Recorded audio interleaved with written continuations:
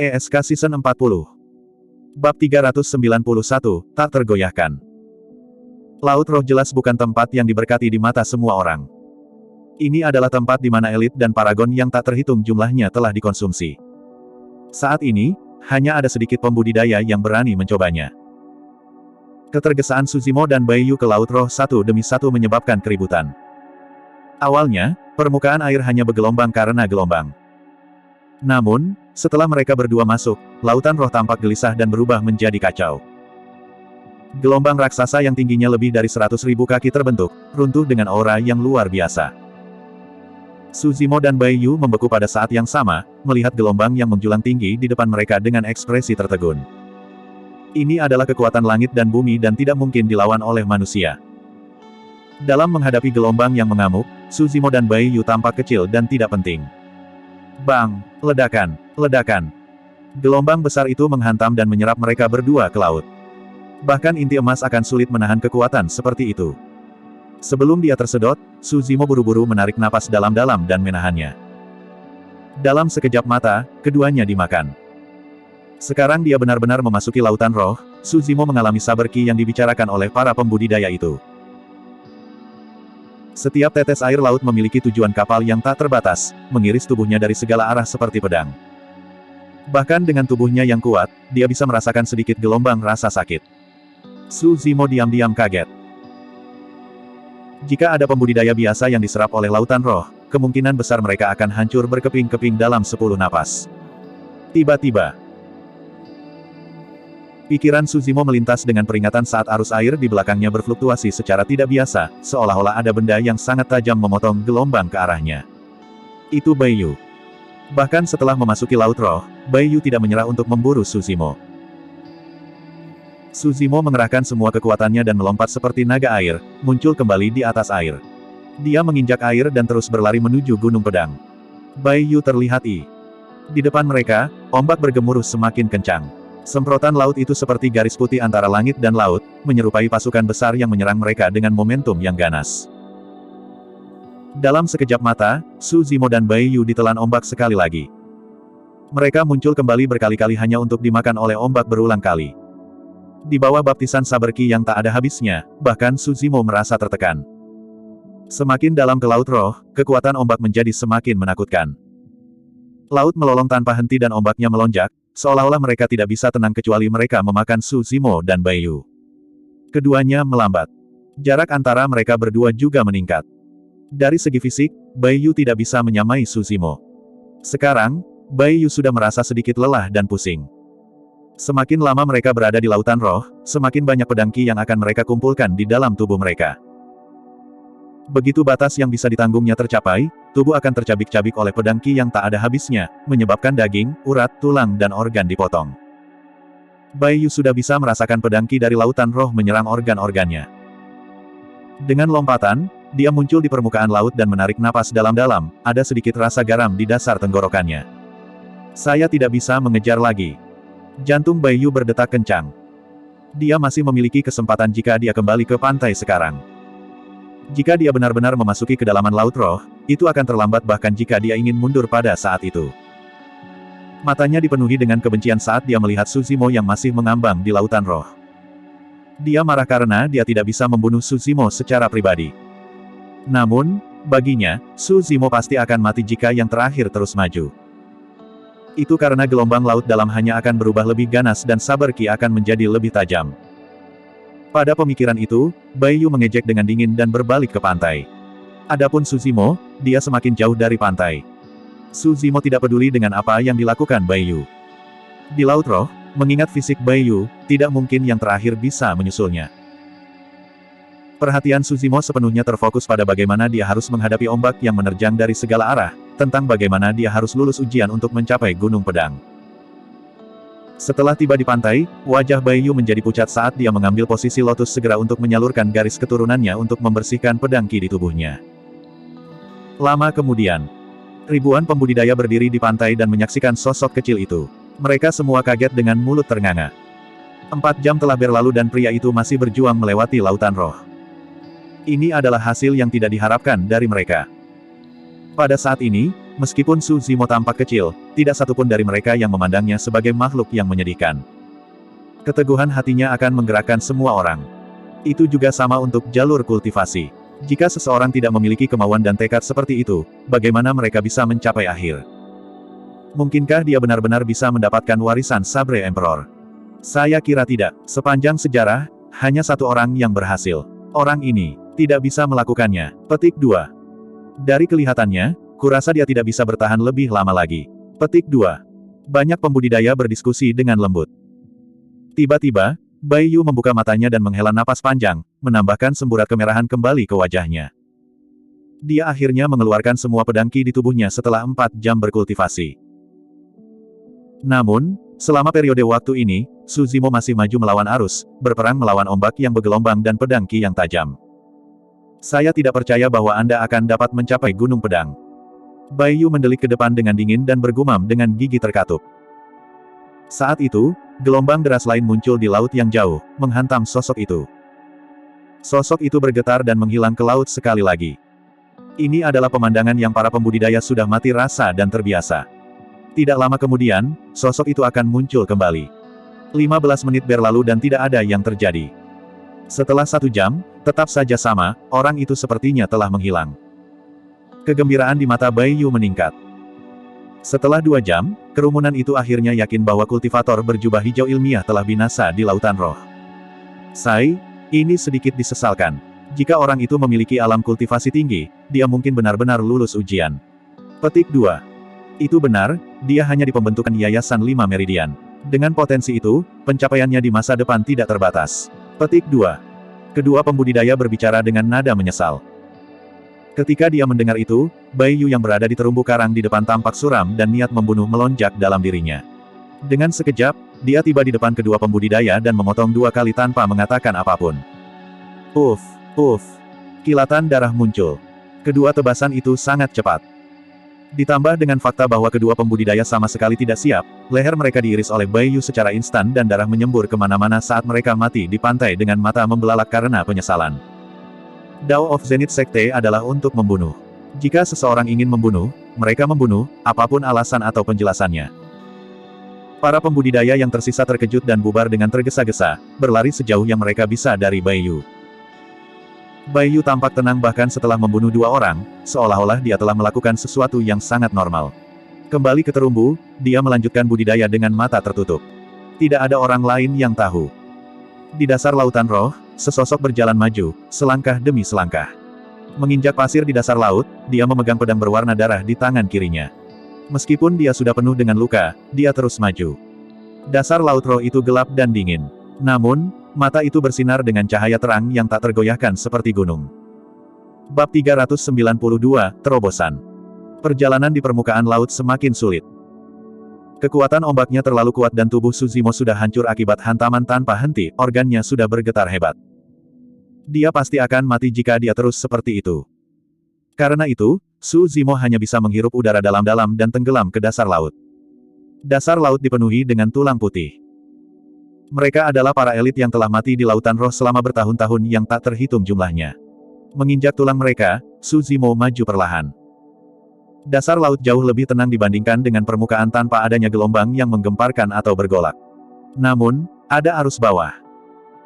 Jauh di dalam laut, Su Zimo harus menanggung lebih banyak tekanan dengan pedang Qi yang tak ada habisnya di samping melawan arus. Ada kalanya dia didorong mundur oleh arus bawah. Namun, setiap kali, dia bangkit dan terus maju. Seiring waktu berlalu, saber Qi dalam tubuh Su Zimo sudah mencapai batasnya. Luka muncul di daging, pembuluh darah, tendon, tulang dan organ saat pedang Qi tajam bersilangan. Kulit Su Zimo sudah terbelah dan darah mengalir keluar. Ada retakan seperti jaring laba-laba di seluruh tubuh Su Zimo dan itu tampak mengerikan. Dia mendengus dan berhenti di tengah jalan. Jika ini terus berlanjut, kekuatan hidupnya akan hancur total oleh pedang Qi. Su Zimo duduk di tanah dan meledak dengan kekuatan Qi darahnya. Dia tidak khawatir tentang kultivasi iblisnya terungkap sekarang karena dia berada di dasar laut. Suara tsunami, gemuruh petir, harimau dan macan tutul serta suara aneh yang agak akrab terpancar dari tubuhnya dengan cara yang menakutkan. Raungan naga. Sebuah pikiran melintas di benak Su Zimo. Suara keempat ini adalah auman naga yang dia dengar di reruntuhan primordial.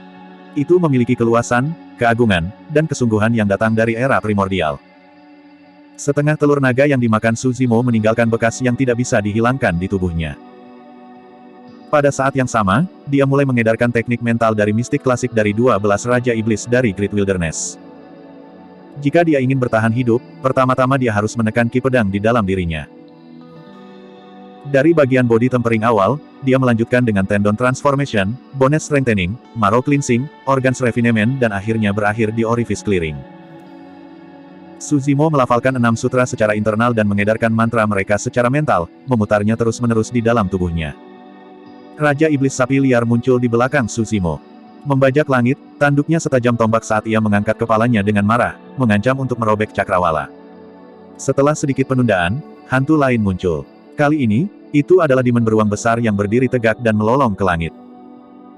Tepat setelah itu, seekor anaconda berputar-putar dengan mata dingin. Iblis kera yang menjulang tinggi berdiri dengan mata merah, meraung dengan cara yang tidak terkendali saat itu menghantam dadanya dan menginjak kakinya. Gedebuk tumpul yang dihasilkan terdengar seperti dewa yang menabuh dari surga. Di punggungnya, kuda surgawi dengan paku tulang berlari kencang, memecahkan lubang di mana-mana, kukunya mendarat dengan cara yang menakutkan. Tepat setelah itu, hantu harimau putih dan macan tutul muncul, memperlihatkan taring mereka yang mengancam saat mereka menerjang. Miliaran petir melingkari tubuh Su Zimo dengan membutakan.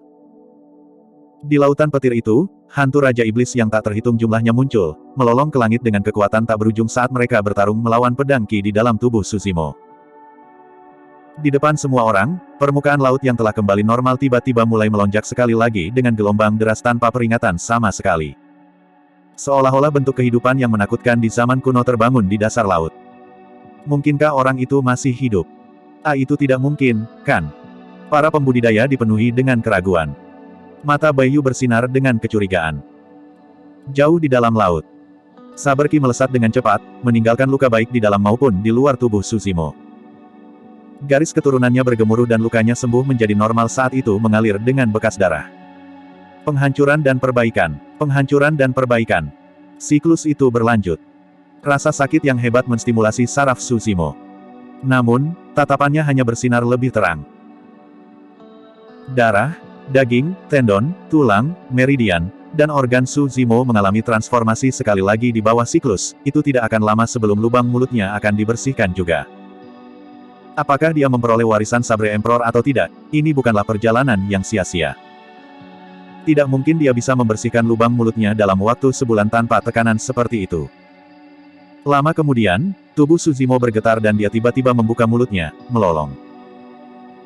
Mengingat tekanan yang menakutkan di sekitarnya, air laut akan menyembur pada saat dia membuka mulutnya, melakukan itu hanya mendekati kematian. Namun, saat dia melolong, hantu Raja Iblis di belakangnya melolong pada saat bersamaan. Gelombang suara yang luar biasa dilepaskan, menyebabkan riak tak berujung dan memaksa kembali air laut di sekitarnya. Lubang mulutnya telah dibersihkan. Pada titik kultivasinya ini, dari 7 lubang, lubang matanya adalah satu-satunya yang belum dibersihkan. Setelah melolong, air laut menenggelamkan Su Zimo dengan cara yang bahkan lebih bergolak, menerjang berulang kali. Seolah-olah diprovokasi, saber ki berubah menjadi lebih liar. Retak, retak, retak. Hantu Raja Iblis bubar. Saat berikutnya, aura yang lebih menakutkan muncul. Di belakang Su Zimo, kupu-kupu berwarna darah muncul. Itu tampak ilusi dan nyata dengan 2 bulan sabit tercetak di sayapnya. Seketika, air laut menjadi tenang, membeku seolah-olah dikejutkan oleh aura. Kupu-kupu berwarna darah mengepakkan sayapnya dengan lembut dan saber ki di dalam tubuh Su Zimo ditekan, langsung diam. Dengan itu, kupu-kupu berwarna darah menghilang, seolah-olah tidak pernah terlihat sebelumnya. Sekarang saber ki tidak lagi agresif, semua yang tersisa di dalam tubuh Su Zimo adalah energi roh paling murni. Itu seluas laut. Energi roh dalam dantian Su Zimo meningkat dengan cepat. Dia baru saja maju ke pembentukan Yayasan 5 Meridian. Tapi sekarang, meridian roh kelimanya benar-benar terisi dengan energi roh yang murni dan kaya. Saat energi roh melonjak, meridian roh keenamnya mulai muncul samar-samar. Lama kemudian, ada ledakan keras. Meridian roh keenam tidak terkunci di bawah jubah hijaunya. Pendirian Yayasan 6 Meridian. Su Zimo tercengang. Dia telah menerobos keabadian dan kultivasi iblis. Meskipun dia sekarang berada di dasar laut, tekanan yang dia alami menurun drastis. Su Zimo terus maju melawan arus. Tak lama kemudian, lautan roh berubah sekali lagi. Seolah-olah sepasang tangan tak terlihat telah menjangkau ke dalam lautan roh untuk mengaduknya dengan kuat, pusaran raksasa terbentuk, mempengaruhi seluruh laut. Su Zimo tersedot ke dalamnya dan hanya merasakan dunia berputar, seluruh tubuhnya berkerut oleh kekuatan pusaran dan terasa seperti akan meledak. Tendon dan tulangnya berbunyi bersamaan dengan posisi organnya bergeser. Dengan tergesa-gesa, Su Zimo melepaskan kidarahnya untuk menahan luka di dalam tubuhnya. Dia menyalurkan mistik klasik dari 12 Raja Iblis dari hutan belantara besar dan kepalanya bersinar dengan 5 cahaya misterius, dari 7 lubang, hanya lubang matanya yang redup tanpa cahaya. Jika dia tidak menerobos sebelumnya, Su Zimo akan tercabik-cabik setelah tersedot oleh pusaran. Perubahan di lautan roh menarik perhatian yang tak terhitung jumlahnya sekali lagi. Pusaran itu terlalu menakutkan, menyerupai lubang hitam yang mengancam melahap seluruh alam semesta. Bagaimana ini bisa terjadi? Saya mendengar dari tuan saya bahwa 1000 tahun yang lalu, fenomena serupa muncul setelah kultivator yang memperoleh warisan Kaisar Sabre memasuki lautan roh. Petik 2.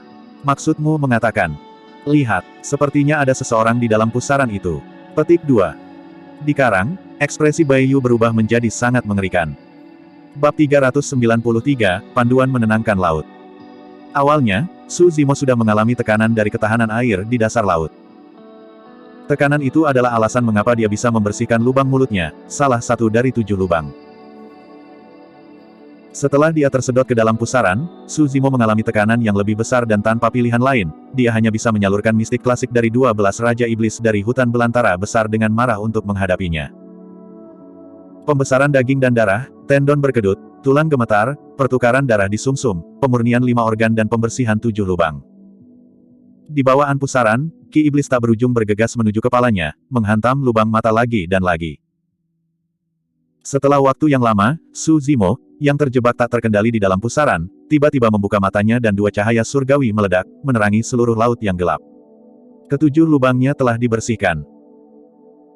Kulit, daging, tendon, tulang, sumsum, organ, dan lubangnya memasuki hubungan sintetis, membentuk siklus surgawi utama dalam tubuhnya dan mencapai penguasaan yang lebih rendah dari bagian pembersihan lubang. Meski pusaran masih ada, Su Zimo terpaku di tempatnya. Dia tidak bergeming, tidak peduli bagaimana air laut menyapu, berputar dan berputar di sekelilingnya. Sekarang setelah 7 lubangnya dibersihkan, perasaan pusing menghilang seketika. Dalam momen emosi, Su Zimo tidak bisa menahan untuk tidak mengaum ke langit. Raungannya sangat tinggi sehingga menembus logam dan batu retak. Faktanya, itu mengalahkan suara ombak laut. Para pembudidaya yang berdiri di pantai tidak bisa membantu tetapi menggigil dengan ekspresi terkejut ketika mereka mendengar lolongan, mereka tidak lagi memiliki keraguan. Orang itu masih hidup. Apakah dia akan menjadi orang kedua yang mendapatkan warisan Sabre Emperor? Pewaris iblis dari Sekte Zenith, Baiyu, duduk di karang, tampak muram dalam diam. Lihat. Tiba-tiba, seseorang berteriak dan menunjuk ke kedalaman laut roh. Semua orang menoleh dan melihat pusaran yang menyerupai lubang hitam itu bergerak perlahan menuju Gunung Pedang, seolah-olah didorong oleh kekuatan yang tidak diketahui. Apa yang sedang terjadi? Semua orang bingung dan tidak mengerti apa yang sedang terjadi. Jika ada pembudidaya yang bisa terbang di atas lautan roh dan melihat ke bawah pada saat itu, mereka akan disambut dengan pemandangan yang mengejutkan. Di tengah pusaran, seorang pembudidaya berjubah hijau sedang melangkah santai di dasar laut. Tangan di belakang punggungnya, matanya cerah dan dia dikelilingi oleh Ki Iblis. Setiap langkah yang dia lakukan mendorong pusaran ke depan sedikit. Seluruh lautan roh sedang digerakkan olehnya. Waktu berlalu dengan lambat. Dalam sekejap mata, siang dan malam telah berlalu. Sekarang, pusaran telah tiba di kaki Gunung Pedang dan di depan semua orang, sosok titik hitam berjalan keluar dari lautan roh menuju gunung. Dia telah lulus. Setelah 1000 tahun, ada kultivator lain yang lulus ujian Sabre Emperor dan akan mendapatkan warisan yang terakhir. Di pantai, banyak pembudidaya tercengang dan mata mereka bersinar dengan sedikit kecemburuan. Baiyu menyipitkan matanya dan tatapannya berbinar. Tidak ada yang tahu bahwa keterkejutan di hatinya bahkan lebih besar sekarang. Itu karena dia telah mendengar bahwa 1000 tahun yang lalu, senior dari Sekte Zenith yang memperoleh warisan Kaisar Sabre benar-benar kelelahan pada saat dia menyeberangi lautan roh. Dia harus beristirahat selama 7 hari untuk memulihkan energinya sebelum mendaki gunung. Tapi sekarang, pria di hadapannya ini benar-benar memiliki energi untuk mendaki gunung tepat setelah melintasi lautan roh. Dia harus mati. Menutup matanya, Baiyu berpikir sendiri. Dia tahu sedikit lebih banyak tentang warisan Kaisar Sabre daripada para pembudidaya lainnya. Dikatakan bahwa Kaisar Saber meninggalkan dua seni rahasia di puncak gunung. Salah satunya adalah teknik mental rahasia dan sudah diperoleh oleh senior dari Sekte Zenith. Dikatakan bahwa yang lainnya adalah teknik pedang dengan 5 kuda-kuda. Dengan kata lain, warisan yang akan diperoleh Suzimo adalah 5 kuda-kuda. Semakin mendalam teknik pedang, semakin sulit untuk memahami itu. Selain itu, ada tingkat penguasaan teknik pedang yang berbeda juga. Bai Yu percaya bahwa meskipun Suzimo berhasil mempelajari 5 sikap dalam jangka pendek, dia tidak akan dapat menguasai intinya. Karena ranah kultivasinya masih rendah dan dia belum terbiasa dengan teknik pedang, sekarang adalah kesempatan terbaik untuk membunuhnya. Menarik napas dalam-dalam, Bai Yu mengambil posisi lotus. Dia berencana menunggu di tepi pantai untuk membunuh Suzimo saat yang terakhir kembali dengan warisan. Puncak gunung. Itu kosong dan sunyi dengan satu tablet batu. Tablet batu itu diukir dengan lukisan yang hidup. Itu adalah pria kekar yang memamerkan dadanya tanpa hambatan saat dia duduk sendirian di tepi pantai. Dengan pedang diletakkan secara horizontal di lututnya, dia memegang sebotol anggur di tangan kirinya dan memandangi laut dengan sedih dengan sedikit kekhawatiran. Meskipun dia belum pernah melihat Sabre Emperor secara langsung, Suzimo tahu saat dia melihat lukisan bahwa pria kekar itu adalah Sabre Emperor. Berjalan ke depan, Suzimo membelai tablet batu itu dengan lembut dengan telapak tangannya. Permukaan kasar dari lempengan batu itu berhubungan dengannya tanda-tanda waktu berlalu. Tiba-tiba, Suzimo membeku di tempat. Sebuah pikiran muncul di benaknya. Orang lain akhirnya tiba di sini setelah 1000 tahun. Petik 2. Desahan itu adalah salah satu kepuasan dan emosi, tapi kebanyakan lega. Perang kuno menghancurkan Dao dari 100 senjata, membuat pedang menjadi penguasa tertinggi. Saya akan menyeberang jauh melampaui Laut Selatan dan saya tidak ingin jalan pedang tersesat di Tianhuang daratan.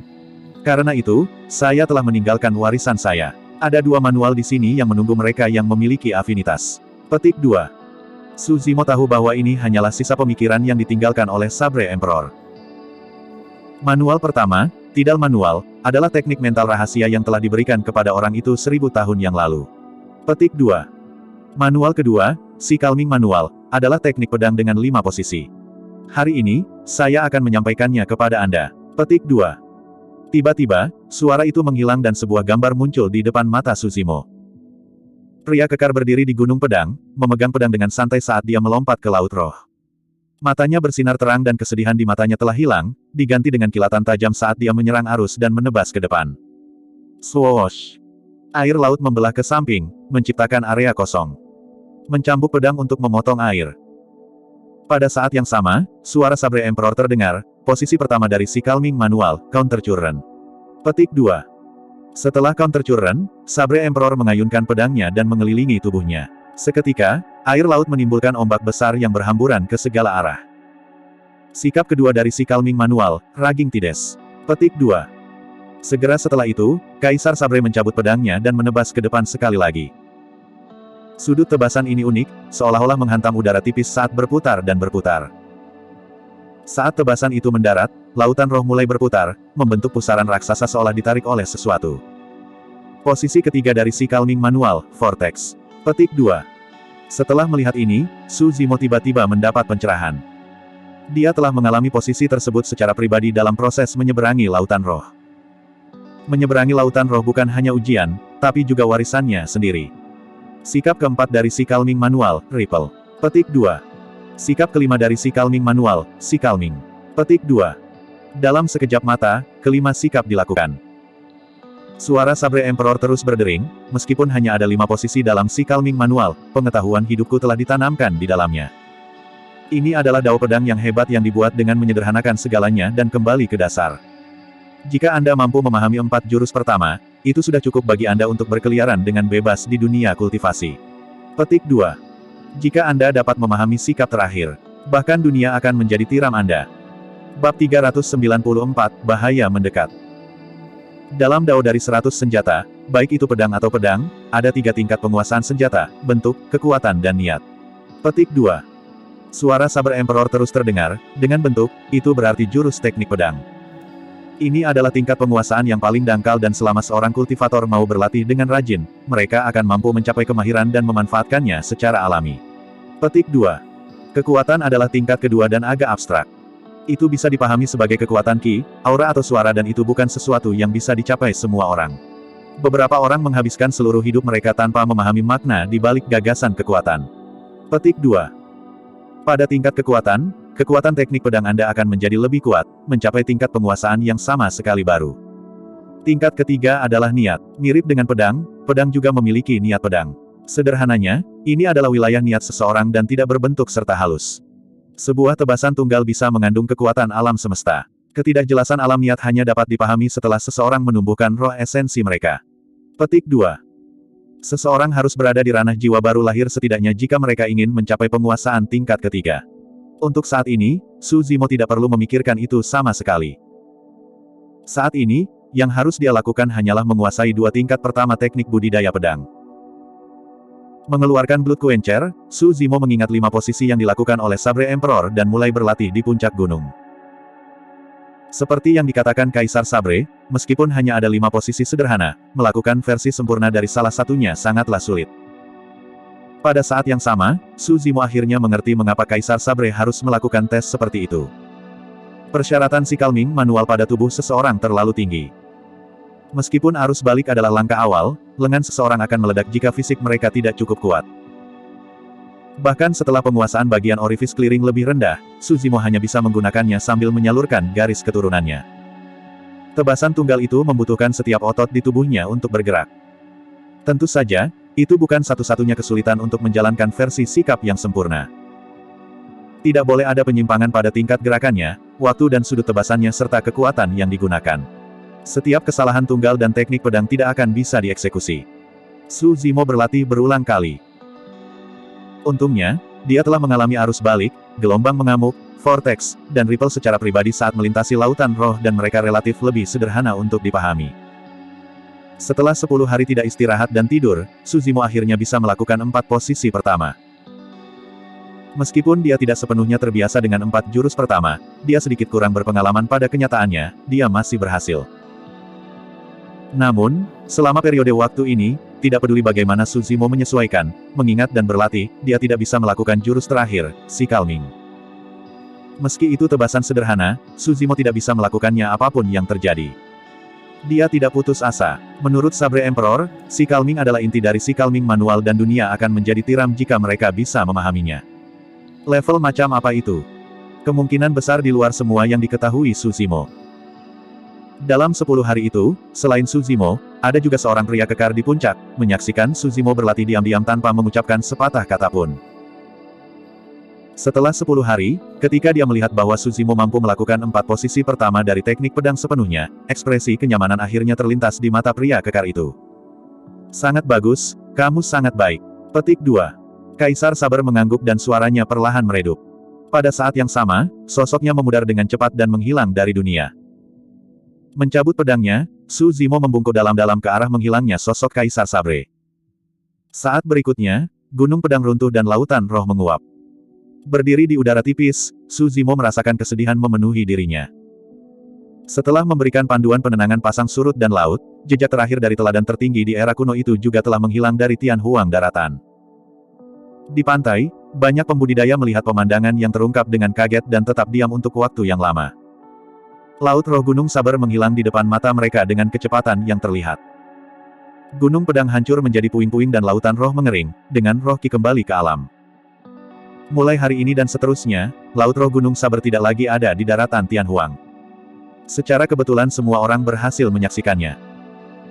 Turun ke tanah, Su Zimo berpikir keras, merenungkan tentang level kedua yang dinyatakan oleh Sabre Emperor, Force. Dalam keadaan normal, Su Zimo tidak perlu mencoba memahami level kedua karena dia masih sangat amatir dengan 4 posisi pertama dan belum mencapai level pertama. Namun, dia merasakan deja vu terhadap pemahaman kekuatan. Dulu ketika dia belajar di kota Pingyang, Su Zimo sering berlatih kaligrafi. Dalam kaligrafi, ada pepatah 9 gaya, berkaitan dengan gerakan ujung kuas dan cara penulisan. 9 kekuatan itu tentang menguasai pendaratan, mundur, menyembunyikan ujung, melindungi tubuh, melemahkan pukulan, menaikkan kuas, pukulan akhir, dan penyelesaian horizontal. Bahkan tanpa bimbingan seorang master, seseorang dapat sampai pada sweet spot kaligrafi selama mereka berlatih dengan tekun. Pada kenyataannya, kekuatan yang disebutkan oleh Kaisar Sabre serta 9 kekuatan kaligrafi agak mirip. Di dunia banyak sekali teori yang saling berhubungan. Itu juga yang dikatakan oleh pepatah umum di dunia kultivasi, semua hal menjadi satu.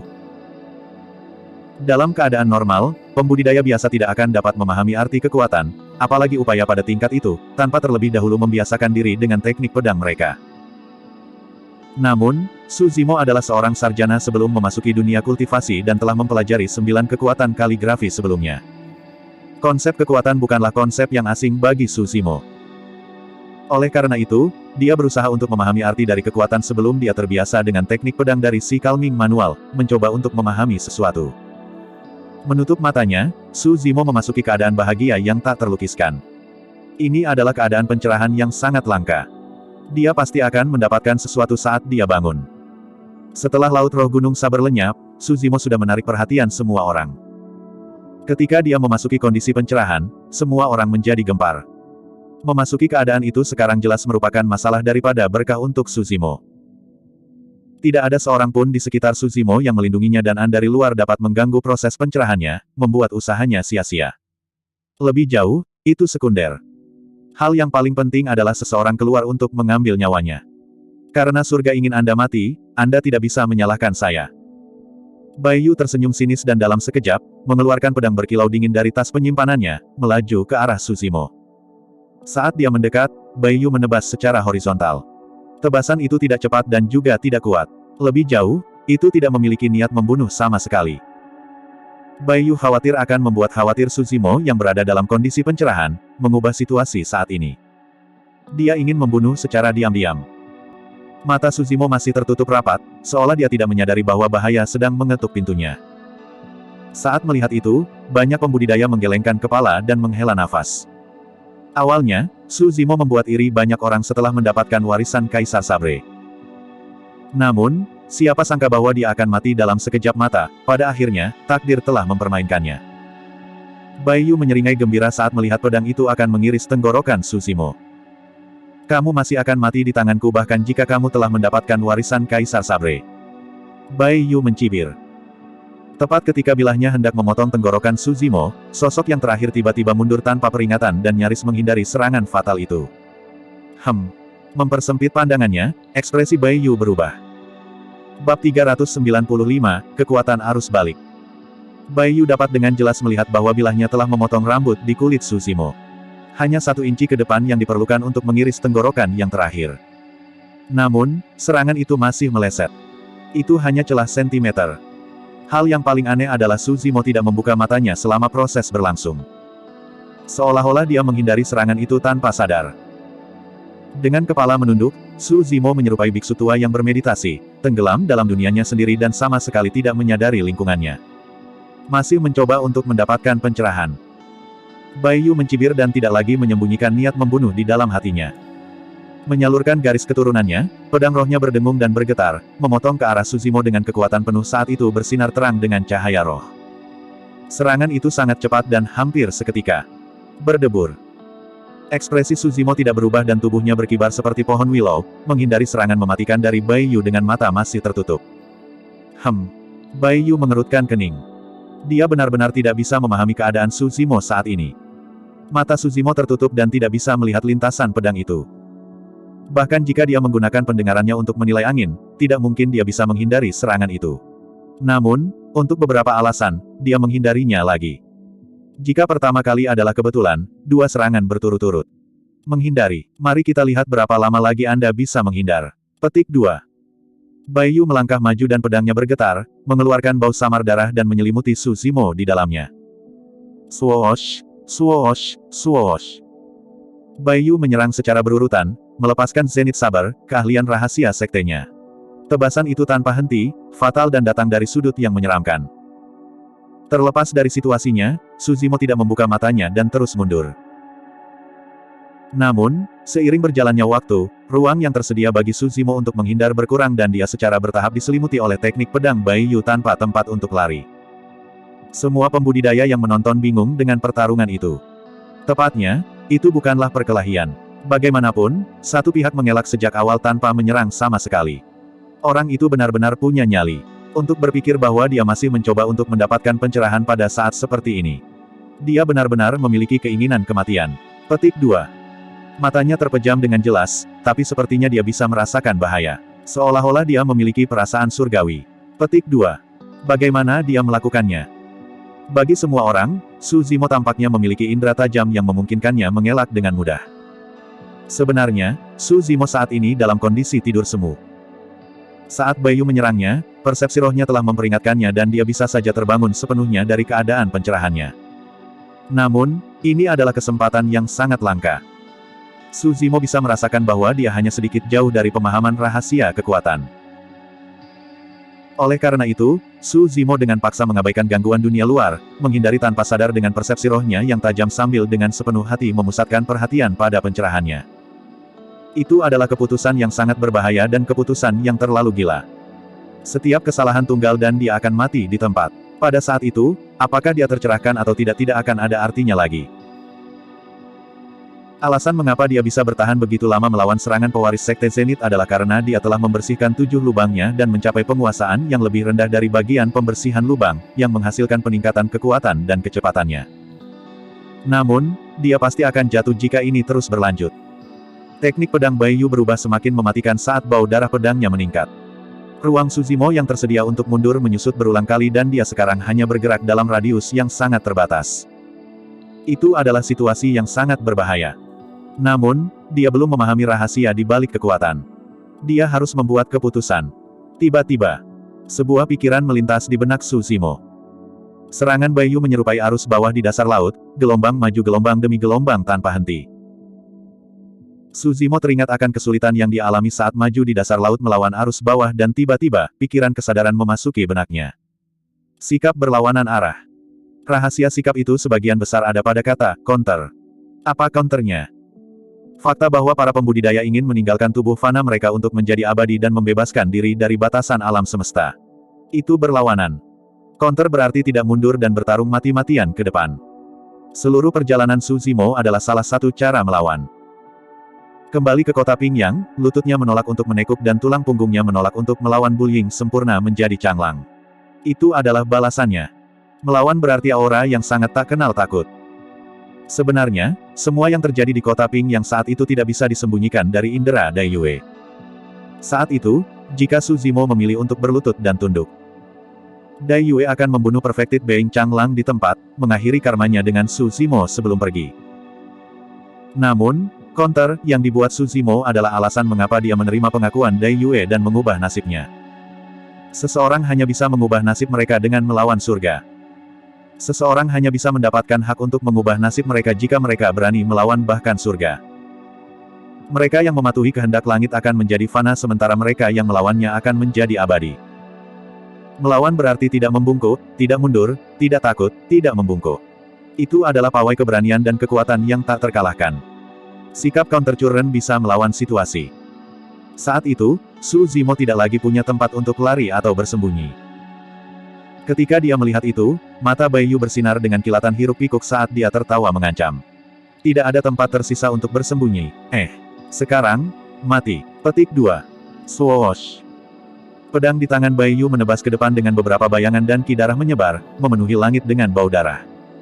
Tiba-tiba, mata Su Zimo tersentak terbuka. Matanya jernih dan cerah, seperti kristal jauh di dalam laut yang bersinar dengan kilau misterius. Tidak ada jejak ketakutan atau kepanikan di dalamnya. Ketika dia melihat mata itu, perasaan tidak nyaman melintas di hati Bai Yu. Tanpa disadari, mungkin ketika Su Zimo membuka matanya, pedang berwarna darah muncul di tangannya. Bilahnya sangat besar dan bersinar dengan 5 cahaya roh dengan cara yang memukau. Arus berlawanan. Su Zimo berkata dengan tenang dan melambai dengan santai. Swoosh. Saat Blood Quencher bergerak, terdengar suara gelombang pasang dalam arus balik yang datang dari pedangnya. Awalnya, Bai Yu diuntungkan dengan momentumnya yang mendominasi. Namun, situasi di antara mereka langsung terbalik dengan tebasan Su Zimo. Sebuah kekuatan deras menghancurkan ke depan seperti gelombang pasang di samping Blood Quencher. Semua bayangan dari pedang Bai Yu menghilang seketika. Bau darah yang dipancarkan dari pedangnya terhanyut sepenuhnya oleh gelombang tak terlihat juga. Melawan kekuatan besar itu, teknik pedang Bai Yu tampak sederhana dan lemah. Kekuatan pedang. Mata Bai Yu membelalak kaget. Bagaimana mungkin? Dia bergabung dengan Sekte Zenith ketika dia berusia 5 tahun dan telah berlatih dengan pedang sejak saat itu. Setelah dibenamkan dalam cara pedang selama puluhan tahun, dia baru saja mencapai puncak penguasaan pedang tingkat pertama dan belum berhasil mencapai rahasia kekuatan. Namun, orang di depannya telah memahami arti dari kekuatan pedang setelah berkultivasi hanya selama 10 hari. Dalam menghadapi kekuatan pedang, semua teknik pedang hanya dalam bentuk tidak peduli seberapa tepat mereka. Kedua pedang itu bertabrakan.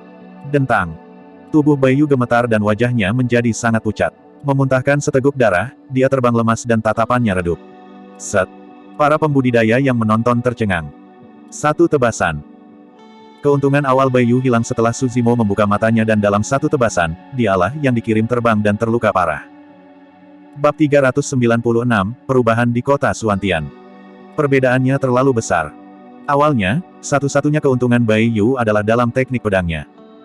Tapi sekarang, setelah Suzimo memahami kekuatan counter current, keuntungan Baiyu tidak ada. Selanjutnya, kekuatan Suzimo telah meningkat secara signifikan setelah kurang menguasai bagian orifice clearing. Saat ini, dia menghancurkan Baiyu sepenuhnya. Meskipun itu hanya satu tebasan, dia sudah melukai Baiyu dengan parah. Dengan tatapan dingin, Suzimo melintas ke depan dan mengangkat pedangnya, mengejar Baiyu. Wajah Baiyu sangat pucat karena ketakutan. Melihat Suzimo yang sedang menyerbu, matanya bersinar dengan tekad saat dia menggigit lidahnya dengan lembut, mengeluarkan aliran darah esensi. Dong, dong, dong. Dada Baiyu terangkat dan jantungnya berdebar kencang. Dengan setiap pon, darah baru akan mengalir melalui anggota tubuhnya. Di permukaan darah membakar lapisan tipis api yang memiliki energi tak berujung. Blood Escape. Suzimo menyipitkan matanya. Dia tahu yang terbaik tentang keterampilan rahasia yang digunakan oleh Baiyu. Di peti mati kuno di bawah tanah itu, Suzimo memperoleh sutra iblis pemurnian darah dan keterampilan rahasia ini tercatat di dalamnya. Saat itu, selama pertempuran di lembah Dongling, Suzimo juga mengandalkan Blood Escape untuk melarikan diri, berakhir di ibu kota Zhou besar secara kebetulan dan menghindari bencana. Setelah dilepaskan, Blood Escape akan membakar sepertiga dari garis darah tubuh dengan imbalan ledakan kecepatan sesaat, memungkinkan seseorang untuk melarikan diri ratusan kilometer jauhnya. Baiyu berubah menjadi aliran darah dan melesat ke kejauhan. Dalam sekejap mata, dia sudah melarikan diri ribuan kaki. Itu terlalu cepat. Saat itu, Suzimo bahkan berhasil melepaskan inti emas dengan kecepatan yang dia peroleh dengan menggunakan Blood Escape. Saat ini, Suzimo memiliki dua pilihan jika dia ingin mengejar Baiyu. Pertama, berubah menjadi bentuk iblisnya dan lepaskan ki darahnya. Kedua, lepaskan Blood Escape juga dalam pengejaran. Setelah mempertimbangkan dengan hati-hati, dia tidak menemukan pilihan yang memungkinkan. Opsi pertama akan memberinya terlalu banyak masalah karena ada ribuan pembudidaya di sekitarnya. Pilihan kedua tidak sepadan. Setelah sedikit penundaan, Suzimo menyerah untuk berburu Baiyu dan menyimpan Blood Quencher-nya, mengeluarkan busur putih bulan raksasa dari tas penyimpanannya. Fakta bahwa dia tidak terus mengejar tidak berarti Suzimo akan melepaskan Baiyu. Dia membengkokkan busur dan memasukkan anak panah. 5 lampu roh bersinar di pelukan Suzimo, seolah-olah sedang memeluk bulan purnama. Swoosh! Anak panah tajam menembus udara. Itu adalah panah yang menusuk hati. Mengingat kekuatan lengan Suzimo, ditambah dengan senjata roh semu, busur penyembunyian bulan, panah itu melesat dengan kecepatan kilat, menembus ke arah punggung Baiyu. Baiyu, yang berada di Blood Escape, merasakan sesuatu dan menghancurkan jimat pelindung. Ledakan. Panah itu meledak dengan ledakan keras setelah mengenai jimat pelindung. Tubuh Baiyu gemetar dan dia batuk darah sekali lagi, terhuyung-huyung dan hampir jatuh. Sambil tertawa terbahak-bahak, Suzimo menyatakan dengan lantang, "Baiklah, kamu beruntung karena berhasil menghindari panah itu. Aku akan mengampuni hidupmu hari ini. Juga, itu semua berkat bantuanmu sehingga aku bisa memahami gaya berlawanan arah." Petik 2. Jika bukan karena serangan tanpa henti Baiyu yang memaksa Suzimo tidak punya tempat untuk mundur, dia mungkin tidak bisa mendapatkan pencerahan tentang kekuatan yang bisa melawan situasi putus asa itu. Baiyu berhenti sebentar dan berbalik untuk melihat Suzimo dengan tatapan penuh kebencian. Merasakan tatapan Baiyu, Suzimo tersenyum tipis. "Kamu sebaiknya menyembunyikan dirimu di medan perang kuno mulai sekarang. Jangan biarkan aku melihatmu lagi atau kamu bahkan tidak akan mendapatkan kesempatan untuk melepaskan Blood Escape saat kita bertemu lagi." Petik 2. Menggertakkan giginya dengan penuh kebencian, Baiyu meraung dan berbalik ke depan untuk terus berlari. Setitik darah di udara menghilang dari pandangan semua orang tidak lama kemudian. Kenyataannya, Baiyu kemungkinan besar akan hancur bahkan tanpa Suzimo mengejarnya. Sekuel dari Blood Escape agak menakutkan. Baik itu manusia atau iblis, membakar sepertiga dari garis keturunan mereka akan menyebabkan mereka menjadi sangat lemah. Bahaya mengintai di mana-mana di medan perang kuno. Kecuali Bai Yu berhasil menemukan tempat yang benar-benar aman sebelum Blood Escape berakhir, dia pasti sudah mati. Menyingkirkan busur penyembunyian bulan, Su Zimo pergi dengan santai di depan tatapan kaget semua orang. Dia telah menerima keuntungan besar untuk perjalanan ini. Saat ini, satu-satunya hal yang harus dilakukan adalah membiasakan diri dengan 5 kuda-kuda dan memahami kekuatan 4 sikap lainnya. Setiap posisi berhubungan dengan kekuatan yang berbeda. Secara alami, maksudnya juga berbeda. Mengambil napas dalam-dalam, Su Zimo membandingkannya dengan peta dan melesat menuju kota Suantian. Saya hanya meninggalkan kota selama 10 hari. Saya harap tidak ada yang berubah. Itulah yang diharapkan Su Zimo. Utara kota Suantian. Aula belakang Sekte Eliksir Yang. Itu adalah keriuhan kebisingan, dengan para pembudidaya memarahi sesekali dengan nada yang tampaknya marah. Bahkan ada raungan makhluk roh yang tercampur dan itu mengejutkan. Di sudut aula belakang, seorang wanita sedang bersandar ke samping. Dia memiliki tubuh mungil, wajahnya pucat, bibirnya ungu dan matanya tertutup rapat, tidak diketahui apakah dia masih hidup. Itu Su Xiaoning. Di depan Xiaoning adalah binatang iblis yang tinggi dan kuat dengan sisik hitam pekat di sekujur tubuhnya. Ia menyerupai serigala dan harimau dengan cakar dan gigi yang sangat tajam saat mengamati sekeliling dengan matanya yang hitam pekat dalam sikap bermusuhan. Itu tidak lain adalah Night Spirit. Night Spirit berdiri di depan Xiaoning dan ekornya berayun lembut dengan bekas darah berkilauan di ujungnya. Tidak jauh di depan Night Spirit, sebuah mayat terbaring di lantai dengan lencana Sekte Eliksir yang di pinggangnya. Ada lubang berlumuran darah di gelabelannya dengan darah hangat mengalir keluar.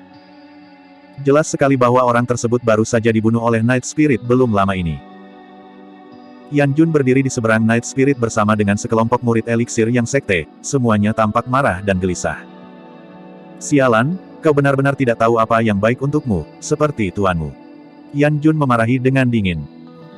Seorang kultivator berteriak, binatang, beraninya kau membunuh murid dari Sekte Eliksir Yang. Anda akan membayar nyawanya dengan Anda. Petik 2. Para pembudidaya lainnya menunjuk ke Night Spirit dan memarahi juga. Meskipun masing-masing dari mereka memegang pedang terbang mereka, tidak satupun dari mereka yang berani menyerang dengan sembrono. Semua orang telah menyaksikan cara pembudidaya dari sebelumnya meninggal. Dia dibunuh oleh Night Spirit bahkan sebelum dia bisa mengeluarkan pedang terbangnya. Merasakan permusuhan dari semua orang yang hadir, tatapan Night Spirit terasa dingin saat ia membuka mulutnya sedikit, mengeluarkan geraman dingin dari dalam tenggorokannya. Mengingat karakter kekerasan Night Spirit, itu harus terlibat dalam pembantaian sekarang daripada menahan omelan dan penghinaan dari para pembudidaya ini. Ada beberapa kali ketika Night Spirit menurunkan tubuhnya, memasuki posisi bersiap untuk menerkam. Namun, itu menelan semuanya kembali ke dalam. Itu berbalik dan melirik Su Xiaoning dari waktu ke waktu, khawatir tentang keselamatannya. Nyatanya, ada jejak kekhawatiran dan rasa bersalah di matanya. Night Spirit berpatroli di sekitar Xiaoning. Dari sudut itu bisa memblokir ancaman yang masuk. Saat itu, seorang murid Sekte Eliksir yang datang ke samping Yan Jun dan berkata dalam-dalam, kakak senior Yan, mari kita abaikan Su Zimo itu dan bergandengan tangan untuk membunuh binatang iblis ini. Tidak peduli seberapa kuat binatang ini, tidak mungkin dia bisa bertahan melawan banyak dari kita, kan? Petik 2. Betul sekali. Kultivator lain mengangguk. Kita tidak bisa membiarkan saudara muda Pu mati begitu saja. Semuanya, mari bekerja sama untuk membunuh binatang buas ini sebagai balas dendam untuk junior brother Pu. Petik 2. Dengan ekspresi gelap, Yan Jun merenung sejenak. Tiba-tiba, dia mengangkat telapak tangannya dan berkata dengan dingin, semuanya, persiapkan. Bab 397, Pembunuhan yang Baik. Tahan. Sesosok masuk dengan cepat dari luar pintu. Meskipun dia mengenakan pakaian pria, matanya menyerupai lukisan dan wajahnya halus, itu tidak lain adalah komandan Sekte Eliksir Yang, Tang Yu. Menyapu pandangannya, dia mengerutkan kening ketika dia melihat murid Sekte Eliksir yang mati di lantai. Ketika dia akhirnya melihat Xiaoning, ekspresinya berubah tajam saat dia berteriak, racun korosi mayat ungu. Paman Liang mengangguk dengan ekspresi muram. Wajahnya pucat dan bibirnya keunguan. Benar, itu pasti salah satu dari 7 lethal poison sekte, racun korosi mayat ungu. Petik 2. Tang Yu awalnya dalam budidaya pengasingan tetapi hanya menemukan bahwa sesuatu yang besar telah terjadi setelah dia dipanggil dengan segera. Dia mendengar dari rekan-rekan muridnya bahwa Xiaoning disambut dengan serangan di jalan panjang di utara kota. Meskipun penyerangnya langsung terbunuh oleh Night Spirit, Xiaoning terkena racun. Tidak kusangka itu sekte racun. Wajah Tang Yu menjadi gelap dengan ekspresi yang mengerikan. Saat ini, sisi utara kota Suantian diawasi oleh sekte Eliksir Yang dan sekte Seribu Bangau. Karena itu, Tang Yu awalnya bingung siapa yang akan menyerang dengan berani di utara kota. Dia tidak menyangka bahwa itu akan menjadi salah satu dari 5 doktrin sesat, Poison Sect. Meskipun murid sekte racun tidak kuat dalam pertarungan langsung, banyak faksi dan pembudidaya tidak mau menjadi musuh bersama mereka. Poison Sect memiliki 7 letals. Setiap letal sangat fatal dan seseorang akan mati saat disentuh. Selain itu, murid sekte racun sangat licik dan kejam. Mereka berspesialisasi dalam senjata tersembunyi dan sangat tersembunyi. Itu terlalu sederhana jika murid sekte racun ingin membunuh siapapun. Kontak biasa saat makan, minum, atau bahkan bernapas. Setiap tindakan bersama dapat menyebabkan seseorang hidup. Bahkan untuk penggarap pendirian yayasan, jika mereka ceroboh, mereka bisa diracuni oleh Key Refinement Warriors dari sekte racun dan mati secara tak terduga. Ini bukan contoh yang tidak biasa. Sebagian besar pembudidaya akan lari jauh jika mereka melihat murid sekte racun karena mereka tidak ingin menjadi musuh atau berteman dengan yang terakhir. Tang Yu tidak mengerti mengapa Su Xiaoning menjadi sasaran murid sekte racun. Setiap pembudidaya yang bisa melepaskan racun korosi mayat ungu pasti memiliki status tinggi di Poison Sect. Mengapa sekte racun mengirim murid seperti itu untuk membunuh master penyempurnaan eliksir di pendirian yayasan tahap akhir secara pribadi? Saat itu, Paman Liang berseru pelan, itu aneh. Mengingat sifat racun dari racun korosi mayat ungu, gadis ini seharusnya sudah berubah menjadi genangan darah. Mengapa jenazahnya masih utuh tanpa ada tanda-tanda korosi? Petik 2. Siapapun yang terkena racun korosi mayat ungu akan mati dalam 10 napas. Tubuh mereka akan terkorosi, mengubahnya menjadi genangan darah dan bahkan yang abadi akan kesulitan menyelamatkan mereka. Selanjutnya, darah itu juga akan mengandung sejumlah besar racun korosi mayat ungu dan siapapun yang tercemar olehnya akan mati juga. Tang Yu memandang Xiaoning sejenak, tenggelam dalam pikirannya. Dia masih hidup. Itu mungkin hanya ilusi, tetapi pucatnya wajah Xiaoning dan bibir ungunya tampak sedikit memudar. Bagaimana mungkin? Tang Yu memiliki beberapa pemahaman tentang racun korosi mayat ungu. Bahkan 8 penggarap pendirian Yayasan Meridian kemungkinan besar akan mati jika mereka tercemar oleh racun, apalagi penggarap pendirian yayasan tahap akhir seperti Xiaoning. Itu juga aspek menakutkan dari Poison Sect. Apa yang sedang terjadi?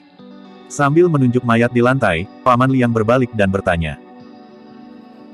Seorang kultivator berdiri dan menunjuk pada Night Spirit yang berdiri tidak jauh, menyatakan dengan penuh kebencian, saudara mudaku ingin memeriksa kondisi Su Xiaoning karena niat baik setelah melihat bahwa yang terakhir diracuni. Namun, binatang buas ini langsung membunuhnya. Petik 2. Tang Yu mengerutkan kening. Pernyataan itu tidak terdengar seperti masalah besar. Pertama-tama, Night Spirit adalah binatang iblis. Sangat mungkin bahwa itu mungkin dipicu setelah pemiliknya terluka dan menjadi liar, menyerang siapapun dengan liar. Namun, Tang Yu merasa ada yang tidak beres. Dengan ekspresi tegas, Yan Jun berteriak, Paman Liang, kakak perempuan, sekte eliksir yang adalah salah satu dari 4 kelompok yang tidak ortodoks. Bagaimana kita bisa membiarkan murid-murid kita dibunuh dengan sembrono, terutama oleh binatang buas? Karena itu membunuh sesama murid kita, itu harus membayar dengan nyawanya. Petik 2. Berhenti sejenak, Yan Jun melanjutkan, itu binatang Suzimo. Karena binatang buasnya mendapat masalah, dia tidak bisa lepas dari tanggung jawab setelah kembali juga. Petik 2. Itu benar, kita harus membalas dendam untuk Junior Brother Pu. Bunuh binatang itu. Bunuh itu. Semua orang dari eliksir yang sekte meneriakkan dengan gelisah. Perkembangan peristiwa telah jauh di luar kendali Tang Yu. Tidak peduli apa, kelompok Suzimo tetaplah orang luar. Jika dia berpihak pada Night Spirit, dia tidak akan bisa meyakinkan massa dan memadamkan haus darah mereka. Sebaliknya, itu mungkin menyebabkan pertumpahan darah internal di dalam sekte. Menggigit bibirnya dengan lembut, Tang Yu mengerutkan kening dan merasa bingung. Untuk sesaat, dia tidak tahu bagaimana dia harus menangani ini. Paman Liang menghela napas dalam hati saat melihat ini. Tang Yu adalah bakat generasi muda dari eliksir yang sekte. Cerdas dan cerdas, hanya ada sedikit hal yang bisa disembunyikan darinya. Namun, dia tidak memiliki ketegasan dan dominasi. Tidak ada cara baginya untuk mengendalikan situasi tanpa hal-hal itu. Tiba-tiba, sosok muncul di benak Paman Liang. Pria itu benar-benar. Paman Liang tidak bisa melanjutkan. Sulit baginya untuk memberikan evaluasi yang akurat tentang orang itu. Meskipun dia tampak seperti sarjana yang lembut dan pendiam di permukaan, dia memancarkan aura dominasi jauh dari tulang punggungnya. Dengan metode yang tajam, dia bertekad untuk membunuh. Selain itu, sifat khusus itu saja akan menempatkannya sebagai 10 besar generasi muda. Tiba-tiba, sebuah suara terdengar dari luar aula utama. Siapa yang ingin kalian bunuh? Suaranya tenang, tidak keras atau lembut. Namun, itu menekan kekacauan di aula utama. Tang Yu bergidik dan berbalik dengan sekilas kegembiraan di matanya. Seorang pembudidaya berjubah hijau yang elegan melangkah masuk. Saat dia memasuki aula belakang, dia menyapu dengan tatapan dinginnya kilat dan tempat itu menjadi sunyi seketika. Itu adalah aura yang sangat kuat. Meski tak terlukiskan, itu bisa menekan segalanya. Su Zimo telah kembali. Saat mereka melihatnya, semua orang teringat pemandangan dari pertempuran berdarah di jalan panjang dan keberanian mereka tanpa disadari melemah. Tatapan semua orang tertuju pada Su Zimo. Paman Liang bisa melihat sedikit ketakutan dan kekaguman di mata para murid. Setelah memasuki aula belakang dan menyaksikan kondisi lemah Xiaoning, mata Su Zimo berkedip dingin dan niat membunuh melonjak. Tang Yu berbisik, "Rekan Taois Su, saya ceroboh dan tidak mengirim murid sekte untuk mengawasi Xiaoning. Aku benar-benar tidak menyangka dia akan diserang oleh seseorang dari Poison Sect." Petik 2. Su Zimo menggelengkan kepalanya dalam diam dengan ekspresi gelap. Masalah ini bukan salah Tang Yu. Jika Xiaoning bisa diracuni bahkan dengan roh malam yang menjaganya, tidak ada yang akan berubah bahkan jika murid sekte eliksir yang ditugaskan untuk menemaninya. Meskipun Tang Yu tidak dapat memastikan apakah Xiaoning masih hidup, Su Zimo telah membersihkan 7 lubangnya dan dapat dengan jelas mendengar detak jantung samar yang datang dari dada Xiaoning. Selanjutnya, detak jantungnya semakin kuat. Dengan kata lain, kondisi Xiaoning berubah menjadi lebih baik.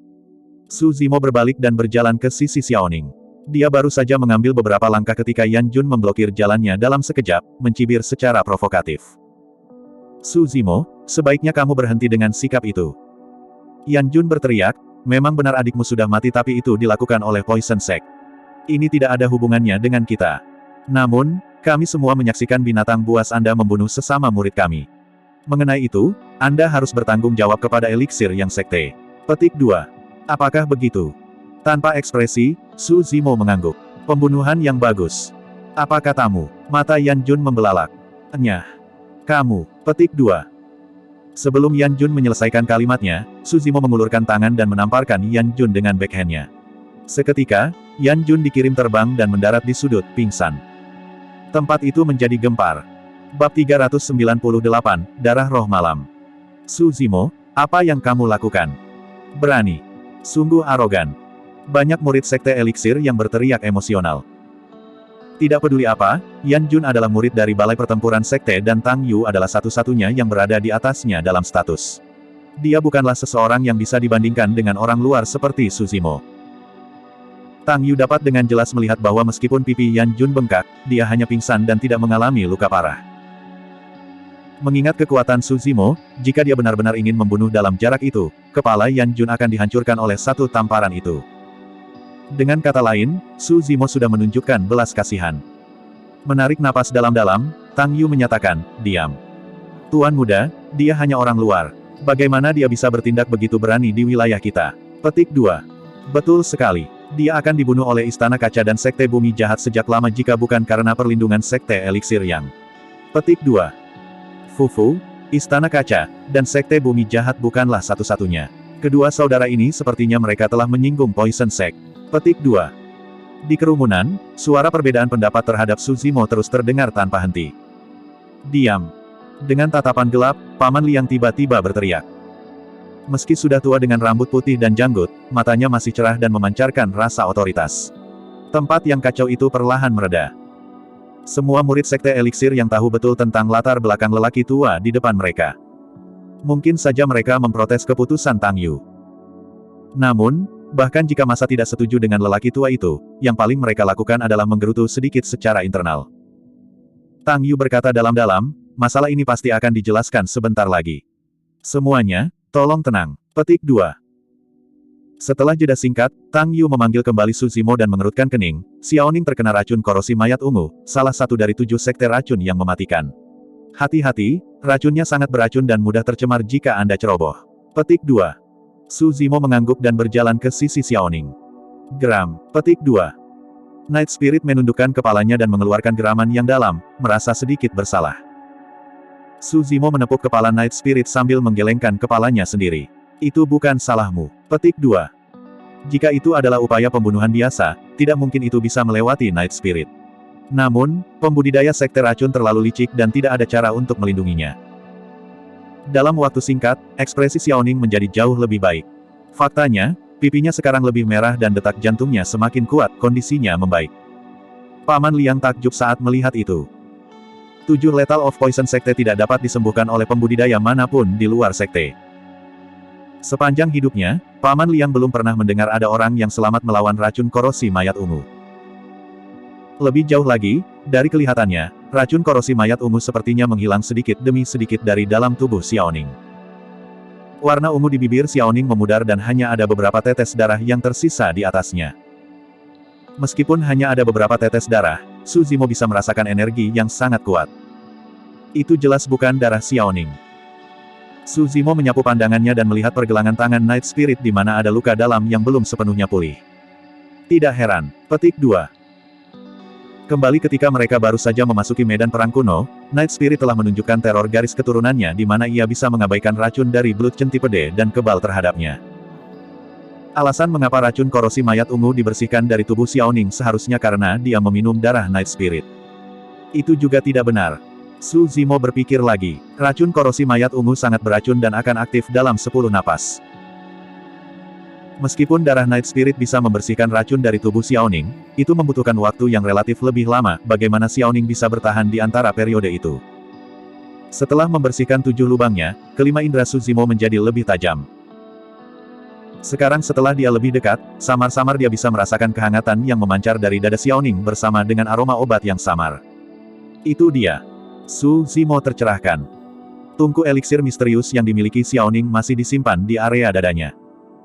Jika dia tidak salah, kehangatan dan aroma obat itu harus dipancarkan oleh tungku eliksir. Tungku eliksir juga merupakan alasan mengapa arteri jantung Xiaoning diawetkan sampai bisa mengambil darah Night Spirit untuk membersihkan racun di dalamnya. Su Zimo akhirnya menghela nafas panjang dan menenangkan diri setelah memastikan bahwa Xiaoning baik-baik saja.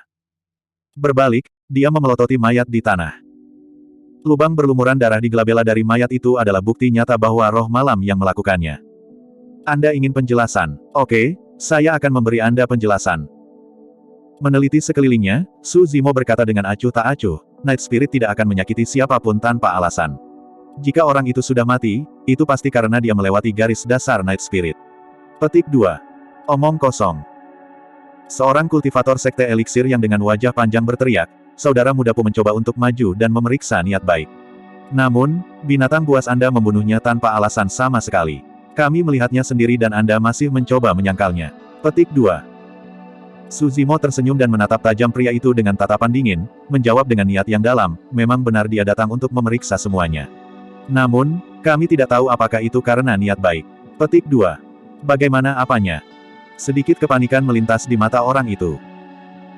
Su Zimo menoleh ke arah Tang Yu dan bertanya, Tuan Muda Tang, Anda menyebutkan bahwa racun korosi mayat ungu sangat beracun dan menular, kan? Betul sekali. Petik 2. Tang Yu mengangguk dan matanya berkedip, seolah dia memikirkan sesuatu. Bahkan kamu akan takut untuk maju dengan santai, benar kan? Su Zimo terus bertanya. Iya. Petik 2. Tang Yu mengaku dengan anggukan. Memang, dia tidak berani mendekat setelah menyadari bahwa Xiaoning terkena racun korosi mayat ungu. Itu bukan karena dia berdarah dingin, itu hanya logika. Tiba-tiba, hati Tang Yu tersentak dan dia menyadari apa yang salah. Dia bergumam pelan, mengapa Junior Brotherku menjadi orang pertama yang pergi dan memeriksa sesuatu yang bahkan aku tidak berani melakukannya.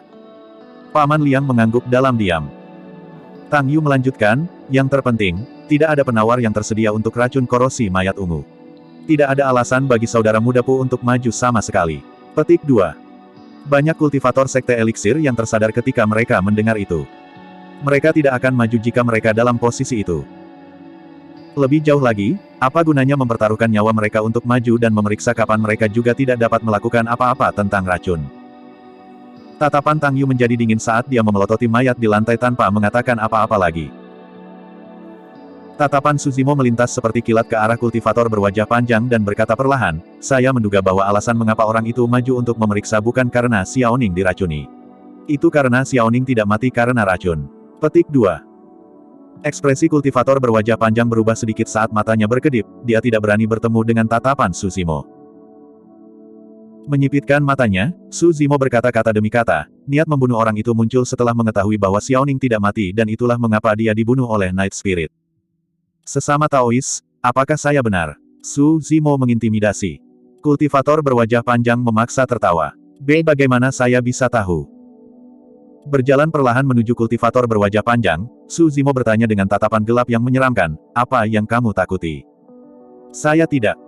Dalam waktu singkat ini, jantung Anda berdebar kencang dan napas Anda menjadi cepat. Anda jelas panik. Juga, aku merasakan niat membunuhmu terhadapku beberapa saat yang lalu. Petik 2. Pada saat dia selesai berbicara, Su Zimo sudah tiba di depan kultivator berwajah panjang. Wajah orang itu sangat pucat saat dia tersandung ke belakang secara naluriah. Bahkan para pembudidaya lain dapat mengetahui bahwa dia tampak bersalah. Bab 399, Pergi dan Mati Lalu. Kultivator berwajah panjang tidak menyangka bahwa Su Zimo akan memiliki persepsi roh dan memiliki indera yang sangat tajam terhadap sesuatu seperti niat membunuh yang tidak material. Masuk akal bahwa para pembudidaya lain akan merasa bermusuhan dengan Su Zimo. Namun, kultivator berwajah panjang merasakan niat membunuh. Paman Liang menghela napas. Si Yusan, jujurlah dan kamu mungkin masih memiliki kesempatan untuk hidup. Petik 2. Kultivator berwajah panjang bernama Si Yusan benar-benar panik. Dia menyadari bahwa rekan sekte yang berdiri di sampingnya beberapa saat yang lalu telah mundur, menatapnya dengan waspada. Meneguk, Si Yusan melihat ke arah Su Zimo secara naluriah. Tatapan Su Zimo setajam pisau, memancarkan kilatan tajam dengan kilatan petir sesekali. Itu sangat tajam dan langsung menembus garis pertahanan terakhir di hati Si Yusan. Ini adalah kekuatan tak terlihat dari tatapannya. Ini adalah level yang dicapai Su Zimo setelah menjernihkan lubang matanya dan menenangkan mereka dengan Ki Iblis. Di dunia fana, beberapa pembunuh yang keras seringkali mengeluarkan tatapan kejam sehingga orang biasa akan merasa takut saat bertemu dengan mata mereka. Mata terhubung dengan nyali seseorang. Oleh karena itu, dalam pertarungan antara dua orang, seseorang mungkin kehilangan keberaniannya jika dia diintimidasi oleh tatapan mata yang terakhir, yang mengungkapkan celah. Di dunia pugilistik, di antara para ahli pasca kelahiran dan persekongkolan, ada pepatah bahwa seseorang harus melatih mata mereka sebelum melatih nyali mereka dan teknik itu dikenal sebagai teknik tatapan. Di dunia kultivasi, teknik yang dapat melatih mata seseorang adalah keterampilan rahasia. Mata menyihir dari sekte gadis murni dari sekte iblis dan tatapan Vajra yang marah dari biara-biara Buddha adalah teknik dharma tertinggi yang terkenal. Penyihir Ji jarang harus mengotori tangannya sendiri untuk membunuh, itu normal bagi lawannya untuk bunuh diri setelah menerima satu tatapan darinya. Sebelum membersihkan 7 lubangnya, Su Zimo bahkan berani melihat langsung ke mata penyihir Ji dengan santai. Itu juga mengapa Su Zimo sakit kepala setiap kali dia melihat demones Ji dan berusaha menghindarinya sebisa mungkin. Berbicara. Su Zimo mengambil langkah maju, matanya berkilau seperti kilat saat dia berteriak. Dia menambahkan sebagian kecil dari tunder celapkil untuk mengucapkan kata itu. Ditambah dengan fakta bahwa Su Zimo telah membersihkan lubang mulutnya, kata itu meledak seperti guntur di telinga Si Yusan. Si Yusan sudah sangat bingung dengan tatapan Su Zimo. Sekarang dia diteriaki, dia hampir hancur saat dia berlutut di tanah dengan gedebuk dan wajah yang sangat pucat. Saya salah. Saya salah. Dengan suara bergetar, Si Yusan berbicara, Dukai dari Sekte Racun menggunakan life saving powder pada saya dan saudara mudaku dan dia satu-satunya yang memiliki penawarnya. Kami juga tidak punya pilihan. Petik 2. Dukai dari Sekte Racun. Tang Yu sedikit mengernyit dan menjelaskan kepada Su Zimo, Dukai adalah komandan ekspedisi Sekte Racun saat ini. Di 7 Meridian Foundation Establishment, penguasaannya dalam racun sangat dalam dan dia orang yang biadab. Petik 2. Su Zimo tanpa ekspresi dan mengangguk. Ketika dia melihat bahwa semua orang mengabaikannya, Si Yusan berubah menjadi lebih ketakutan dan berkata dengan tergesa-gesa, selanjutnya, saya tidak melakukan apapun yang mengkhianati sekte atau merugikan sesama murid kami. Dukai hanya menargetkan kelompok Su Zimo dan berkata bahwa dia akan memberi kita penawar selama bisa membunuh salah satu dari mereka. Petik 2. Pada saat itu, sebagian besar keraguan yang dimiliki semua orang terjawab. Kultivator eliksir yang sekte yang dibunuh oleh Night Spirit juga disebabkan oleh Life Saving Powder of Poison Sect, yang menjelaskan tindakannya sebelumnya. Paman Liang tertawa dingin. Kamu sudah mengkhianati sekte dengan menunggu sampai sekarang untuk memberitahu kami semuanya. Saya khawatir Anda mungkin tidak akan ragu baik jika Dukai meminta Anda untuk membunuh teman sekte Anda dengan imbalan penawarnya. Petik 2. Banyak murid Sekte Eliksir yang merasakan jantung mereka berdetak kencang dan ketakutan yang tersisa. Tidak, aku tidak akan. Si Yusan panik dan menggelengkan kepalanya berulang kali. Tang Yu berkata dengan penyesalan di wajahnya, "Kakak Si, kamu tahu bahwa Life Saving Powder bukanlah salah satu dari 7 letal sekte racun. Meskipun kami tidak memiliki penawarnya, kami dapat memastikan Anda tidak akan kehilangan nyawa sampai kami kembali ke sekte. Mengingat kemampuan senior sekte kami, mereka akan dapat membantu Anda menghilangkan Life Saving Powder dengan mudah. Tapi kamu, saya salah. Saya tahu itu sekarang." Petik 2. Si Yusan memohon terus-menerus. Tang Yu mengerutkan kening dengan enggan ketika dia melihat kondisinya yang menyedihkan. Paman Liang menghela napas dalam hati. Tang Yu masih belum memiliki tekad untuk membunuh di penghujung hari. Tidak ada sekte yang akan mengampuni seseorang seperti si Yusan dengan mudah. Saat Paman Liang hendak melangkah maju dan membuat keputusan untuk membunuh si Yusan di tempat untuk Tang Yu, suara Su Zimo terdengar muram, "Karena kamu sangat takut mati. Pergi dan mati kalau begitu." Tiba-tiba, Su Zimo mengangkat kakinya dan menendang dada si Yusan dengan keras. Jepret. Si Yusan dikirim terbang dan dibanting ke dinding sepenuhnya sebelum meluncur ke bawah dengan jejak darah. Seluruh dadanya tenggelam saat matanya berkaca-kaca. Dengan memiringkan kepalanya ke samping, dia mati di tempat. Para pembudidaya yang menonton tercengang. Tang Yu membuka mulutnya, seolah ingin mengatakan sesuatu. Namun, pada akhirnya, dia hanya menghela nafas tanpa mengatakan apapun. Iya. Saat itu, di sudut, Xiaoning, yang awalnya sedang tidur mengeluarkan suara mengantuk. Su Zimo bergegas dan berjongkok. Dia meletakkan telapak tangannya di dahi Xiaoning sebelum bertanya dengan lembut, "Xiaoning, bagaimana perasaanmu?" "Saudara." Xiaoning membuka matanya sedikit dan belum bisa melihat apa yang ada di hadapannya dengan jelas, hanya menjawab secara naluriah karena keakraban suara itu. "Ini aku." Petik 2. Su Zimo mencengkeram tangan Xiaoning. Kehangatan yang familiar melonjak ke dalam hatinya dan seketika, Xiaoning merasa jauh lebih terjaga. Dia mencoba yang terbaik untuk membuka matanya dan bibirnya bergerak-gerak saat dia tersenyum. "Saudaraku, kamu kembali. Saya baik-baik saja, jangan khawatir." Petik 2. Su Zimo mendapati dirinya tersenyum tak terkendali saat melihat senyum Xiaoning. Mendorong pinggirannya dengan penuh kasih, dia bertanya dengan nada yang sedikit mencela, "Mengapa kamu begitu ceroboh?" Xiaoning menjulurkan lidahnya dan berkedip beberapa kali. Datang ke arah mereka, Tang Yu mengeluarkan botol giok. "Ini adalah eliksir bergizi esens yang hebat. Biarkan Xiaoning mengkonsumsinya. Tubuhnya baru saja membersihkan racunnya dan masih lemah." Petik 2. "Terima kasih banyak." Petik 2. Su Zimo mengangguk dan menerima botol giok sebelum menuangkan obat mujarab seukuran kuku dan memberikannya ke Xiaoning. Masih ada sesuatu di benak Tang Yu karena dia tidak bisa menahan diri untuk tidak bertanya, "Rekan Taoist Su, apakah kalian memiliki perselisihan dengan Poison Sect?" Berdiri, Su Zimo tidak bisa membantu tetapi mengingat pembudidaya sekte racun yang dia bunuh di gua tempat tinggal Golden Core di perbatasan medan perang kuno. "Jika kau membunuhku, kalian semua harus mati di medan perang kuno." Itu adalah kata-kata terakhir dari pembudidaya sekte racun. Su Zimo tidak menyembunyikan apapun dan mengangguk. "Saya membunuh seorang kultivator sekte racun sebelumnya." Petik 2. Tidak heran. Petik 2. Tercerahkan, Tang Yu berkata dalam-dalam, pembudidaya sekte racun itu jahat dan pendendam. Setiap pembudidaya yang dapat menggunakan racun korosi mayat ungu harus memiliki posisi tinggi dalam sekte tersebut. Orang itu kemungkinan besar telah tiba di utara kota untuk meracuni kalian semua sampai mati. Sayang sekali. Petik 2.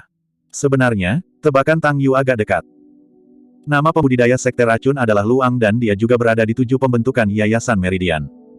Dia dikirim ke sini untuk meracuni kelompok Su Zimo sampai mati tetapi dia akhirnya menemukan Night Spirit. Racun korosi mayat ungu sama sekali tidak berguna saat digunakan pada Night Spirit.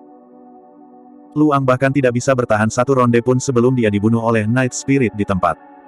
Bab 400, Temui Yama. Su Zimo bertanya, "Mengapa saya belum pernah melihat siapapun dari Poison Sect sebelumnya? Sekte racun baru memasuki kota Suantian beberapa hari yang lalu. Saya rasa itu harus untuk reruntuhan sekte kolam eliksir juga." Petik 2. Tang Yu memandang Su Zimo dan berkata, "Meskipun mereka hanya memiliki sedikit lebih dari 100 orang untuk ekspedisi ini, semua pembudidaya sekte racun dipenuhi dengan racun dan mereka menghususkan diri dalam membunuh lawan di atas level mereka. Bahkan sekte super seperti Glass Palace dan Malevolent Earth Sect tidak ingin memprovokasi mereka." Petik 2.